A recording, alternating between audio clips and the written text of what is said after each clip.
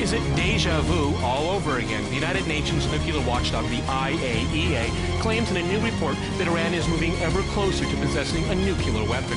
Critics of the report claim nothing new or even damning has been revealed. Nonetheless, the drumbeat of war against Iran can be heard loud and clear.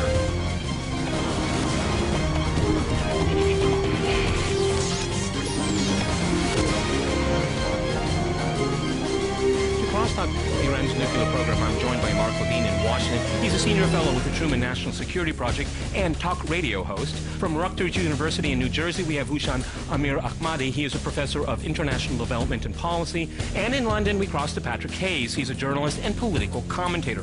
All right, gentlemen, this is Crosstalk. That means you can jump in anytime you want, and I very much encourage it. But first, Masha, we're calling this program Iran Deja Vu. Appropriate? I think rightfully so, absolutely. Concerns over Iran's nuclear program have been growing steadily for more than a decade, with Western countries like the United States and Israel expressing suspicion that the program could be used to develop nuclear weapons.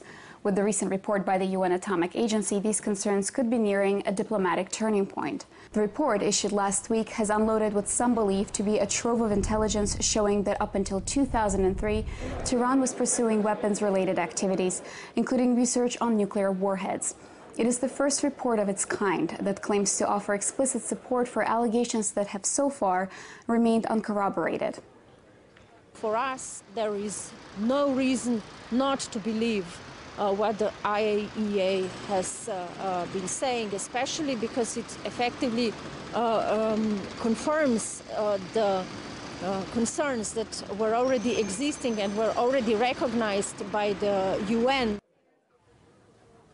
The U.S., joined by France and Britain, are now considering a range of options, in addition to the 4 rounds of sanctions already in place against Iran.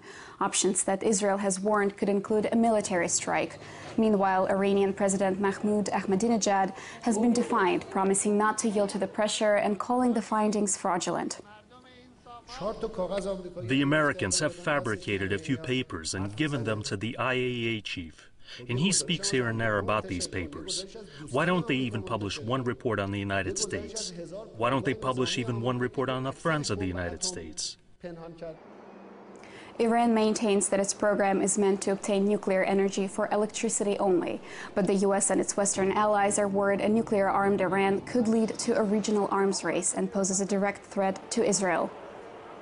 What most people do not realize that even China and India, that are considered less enthusiastic for sanctions, are extremely worried because an aggressive Iran, nuclear Iran, can threaten hundreds and millions of people in these countries.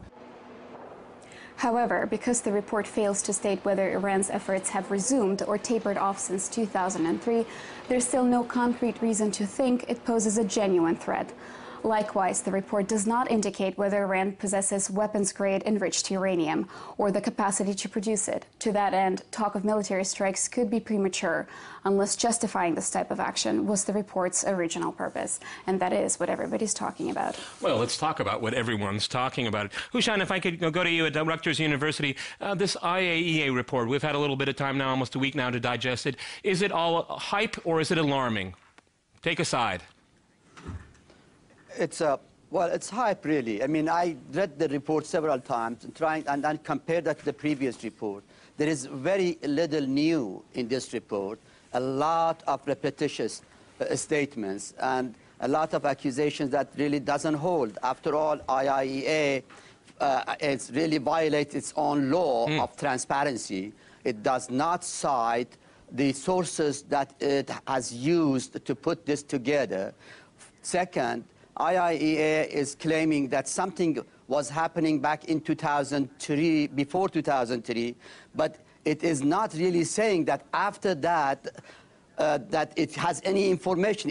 It says may, the word may, M-A-Y, is used over and over, that it may be developing an explosive device. And anywhere it talks about the militarization of this programs, the Iran's nuclear programs, it basically uses the word possibility. Possibility. Okay, this sounds like there's a lot of hypotheticals in this report. Okay, all right, Mark, what do you think about that? The IAEA report is more than 1,000 pages with intelligence from more than 10 countries, and it shows in detail not just that Iran is 4/5 of the way to developing a highly enriched uranium program, but that it has 14 separate designs for installing the nuclear warhead on its medium-range missiles that can reach virtually everywhere in the Middle East. No one can dispute that the Iranian nuclear program is out there for a nuclear bomb, least of which the leaders of Iran, who keep saying they want to annihilate Israel. Saudi Arabia is scared. After all, this is the country that just tried to kill the Saudi ambassador in the United States in a terrorist attack. Well, this will lead to a nuclear arms race. That's alleged, okay? Patrick, it seems to me... more than alleged. Gentlemen, I got to go to Patrick first before we really jump in here. Patrick in London, it seems to me, and I'm not going to take a side here, but it seems to me that instead of really looking at Iran, everyone's looking at the IAEA, and it's cast a huge shadow over itself, because if we compare it to the last report over the last head of the nuclear watchdog, this one seems amazingly politicized. And as Mark pointed out, 10 countries provided information to this report, but those countries are not mentioned whatsoever. No, I think really this report does go to show just how political the IAEA is. And I really want to go back to fundamentals to start off and really ask, well, what is this officious UN-affiliated body doing in Iran in the first place? I don't think it has any real business there. I would like to kind of say from the outset, really, I think weapons inspections, and we see this going from 2003 to now, really, are playing a much broader role in the way in which Western countries now intervene in countries such as Iran. Then I think really what you get is the worst of both worlds. You get kind of Western intervention, but they do it in a very dishonest way. So they try and do it in this neutral kind of way through using these kind of arms like the UN, like the IAEA, to go in and basically poke their noses around sovereign countries and interfere. And I think they should back out completely. And actually, I think in many ways, this kind of intervention will put on hold a lot of the uprisings that we've seen in the Middle East and could potentially prevent, the Arab Spring from developing any further. Okay, Mark, you seem very disapproving. Go right ahead. I definitely am. Look, the IAEA has performed a tremendous function here, and it's very careful. You should be very careful to note that this is a United Nations body. The IAEA, for example, very clearly said that Iraq did not have weapons of mass destruction, and on that basis, many Americans like myself very much opposed the Iraq war. Now they're telling us that Iran is hell-bent on developing a nuclear weapon, and I'm inclined to believe them. And if you're worried about the Arab Spring, if you're worried about the Persian people, the people who are doing the Green Revolution, we know that if their government develops a nuclear weapon, there is no way they will finally achieve democracy, freedom for women, and rights in Iran. Listen, if Gaddafi had nuclear weapons, I'm sure the Libyan people wouldn't have achieved democracy either. Let's separate. Okay, Hushan, go ahead, jump in. Mark, I think let's make the distinction between Iran domestic issues and its international matters very clear here. That's the Iranian people's business. They want to overthrow the regime or otherwise. That's a different business. We are talking about Iran's nuclear program. First, let me say that I am against weaponization and nuclear programs, and I mean for military purpose in the Middle East, including Israel and including Iran and Pakistan and India and elsewhere. Let's put that on the table. But the point here is that this particular report that we are talking had created more commotion and sensation that it really offers in real terms. And I think the IAEA, as I said, violates its rules of transparency. It must come clean and bring and tell the world who these sources are, what the countries have provided these resources. And beyond that, I think if IAEA really is interested in coming to an end, to a clean solution with Iran, it really has to promote Mr. Lavrov's plan. Lavrov, foreign minister of Russia, he has put an incredible plan, a workable plan on the table for the United States, Iran, and 5+1. We know for a fact that Iran has accepted the basic frameworks of that plan. The U.S. has accepted. In fact, within that plan, Iran accepted to go along and approve the additional protocol of the UN. Okay. Hushan, if we can stick with, Mark, I'm sorry. Hushan, if I can go to Mark here. I mean, the New York Times reported that the head of the IAEA actually went to the White House and presented his findings 12 days before it was released. I mean, why does the U.S. get to check it off first? I mean, it's the IAEA, it's the United Nations body. Why is only one party given access to it, or is it to check, make sure the outcome is right? I mean, it does look a bit suspicious here.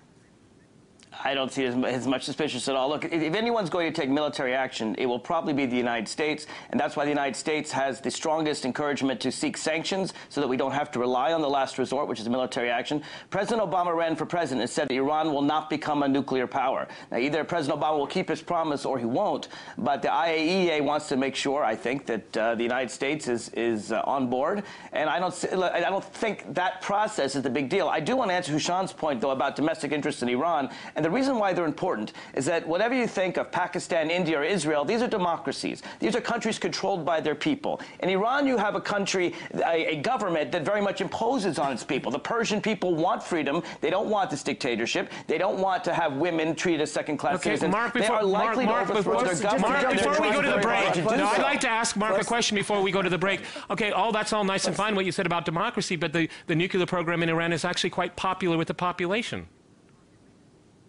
Well, it depends on who you talk to, right? Whenever you have a dictatorship, it's very difficult to trust polls. I think the Libyan people are quite happy that Gaddafi did not have nuclear weapons, and I think that if the Iranian government has nuclear weapons, it's a really sad day for the Persian people above all.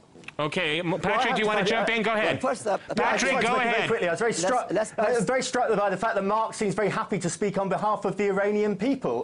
I think they should speak on their behalf. They should rise up and overthrow. They are. They're revolting. And the government's putting them down. And I think a sustained war. Patrick, I'm going to jump in here. We'll come right back to you after our short break. And after that short break, we'll continue our discussion on Iran. Stay with RT.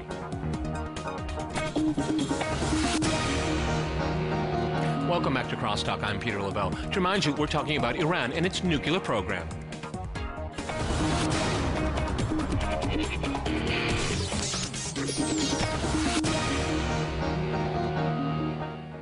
Okay, Patrick, I want to go back to you because you had the last point to make on the first half of the program. One of the things I think is very interesting here is, and I'll be a little bit provocative and I want to see how you guys react to it, but it's really, looking at the report, it's not really an analysis of Iran's nuclear program. It's a case to go to war against it. Well, I do think that the IAEA and, as I said, other weapons inspectors bodies are playing an increasingly important role in effectively paving the way towards potential war. I think that was very evident with the Iraq war, with the formulation of the dodgy dossier. I know that the IAEA weren't directly involved with that, but the former Director General Hans Blix certainly was, who did a lot of the inspections in Iraq and headed that up. But I guess more fundamentally, I just wanted to make this point that I do think, the fact that the US were given privileged access for anyone else to this report, the fact that actually the IAEA is nominally independent but does ultimately just answer to the UN and also to Obama, the fact that actually this is being considered in the first place as a legitimate thing, that an international body can start to effectively poke its nose in other countries' business, recommend the imposition of sanctions, and effectively start to talk, as Mark started to do, on behalf of the Iranian people and saying this isn't in their interests. Well, actually, they should be able to determine what's in their interests. Let's talk about in whose interest this is all about. Right before the report came out, Mark, I want to talk to you in Washington. We had a scandal coming out of the Israeli cabinet about Netanyahu trying to get members of his coalition government on board for an attack on Iran. And then the report comes out. I mean, maybe that's psych ops or something like that. But it certainly can't be a coincidence. And Israel has been itching for the U.S. to bomb, to destroy the nuclear program that is there in Iran for a long time now. I mean, is this coming to an head? Well, first of all, it's silly to presume the IAEA is a tool of anyone. As I noted, in the Iraq War, the IAEA made very clear against the United States government, then controlled by President Bush, that Iraq did not have nuclear or any weapons of mass destruction. Bush went to war anyway. So the IAEA is not a tool of the United States. Look, a war is coming unless Iran's nuclear weapons program is stopped. It's that simple. It may be from Israel, it may be from the United States, it may be from Saudi Arabia, it may be from the UAE. You're assuming that they do have a program. Is to do sanctions now. Okay, Hushan, let's go to Rutgers University. Go ahead. The IAEA the IAEA that went against Mr. Bush in Iraq was headed by Mr. al-Baradei. And that very Mr. al-Baradei, in an interview in Times Magazine, flatly said that Iran has never had, as far as he is concerned, a program designed toward militarization.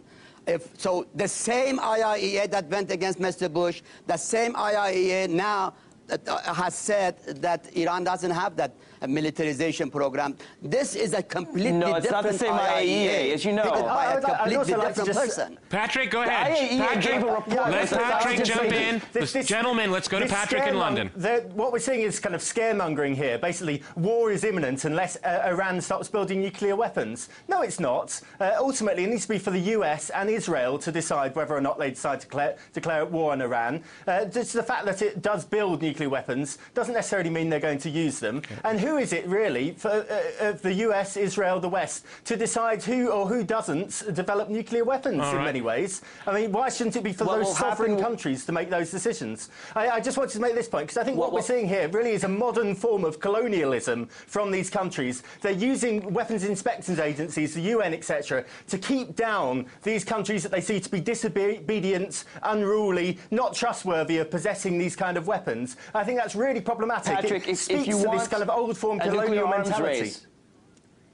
It's got nothing to do with colonialism. Saudi Arabia, the United Arab Emirates, Egypt, Turkey. You're going to have all these countries develop nuclear weapons. You're going to have a nuclear arms race. Let me jump in here. Gentlemen, the only people please let me jump in here. Bomb is America. Gentlemen, let me jump in here. Mark, if I can go to you, I'd like to read a very short, one sentence from the report. To date, Iran has not provided the agency access to the heavy water stored at the uranium conversion facility in order to take samples. Now, that's an accusation here. But if you check, heavy water production is not covered by Iran's safeguards agreement. I mean, it's saying Iran is doing things that it shouldn't be doing, but it's not true. I mean, the fact of the matter is there are certain things that don't fall under agreements that Iran has signed, but they're still accused of not being cooperative. I mean, it's a blatant mistake in the report.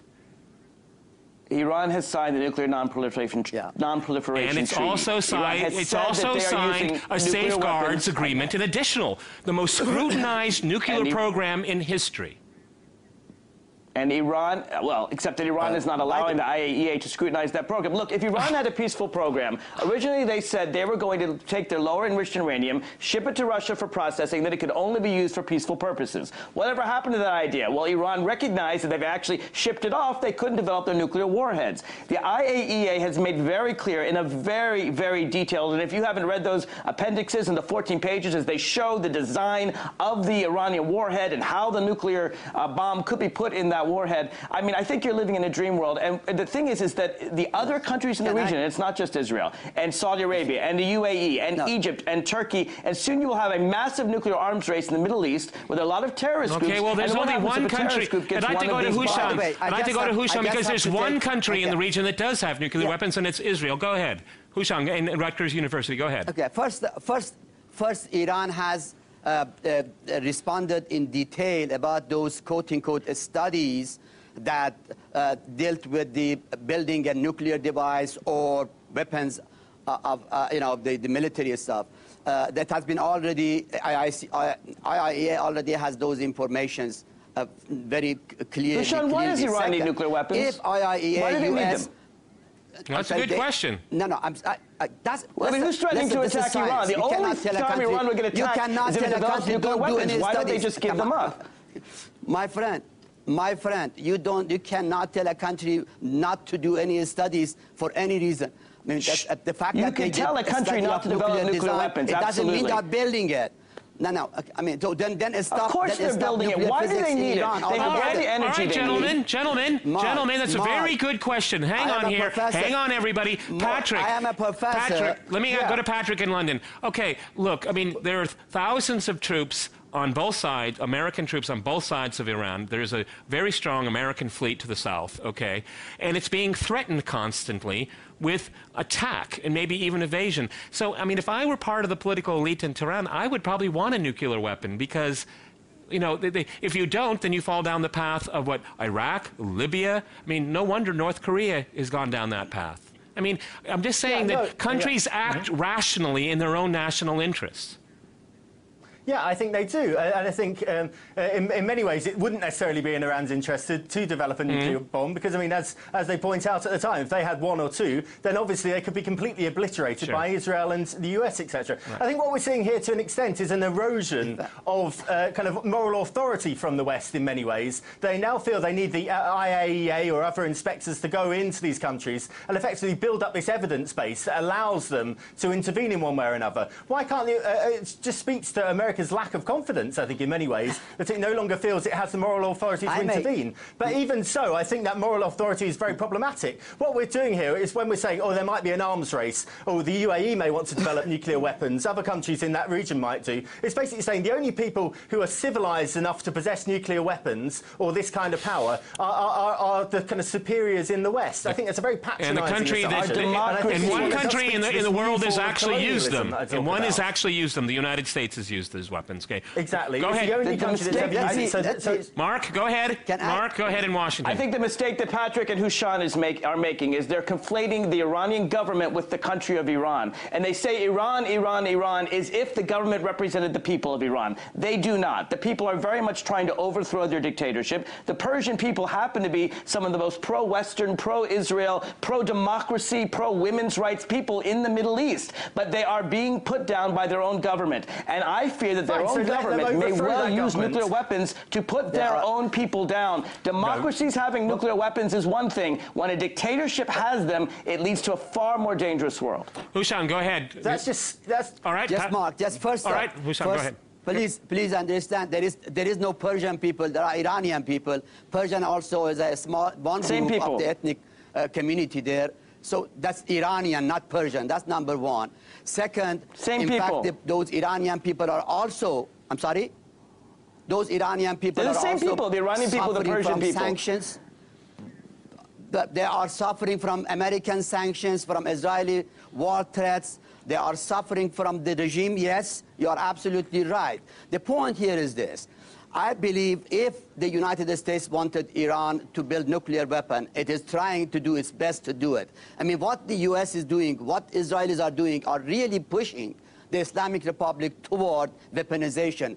I think there is a plot out there to move the Islamic Republic in that direction. Let me explain to you. Let me explain.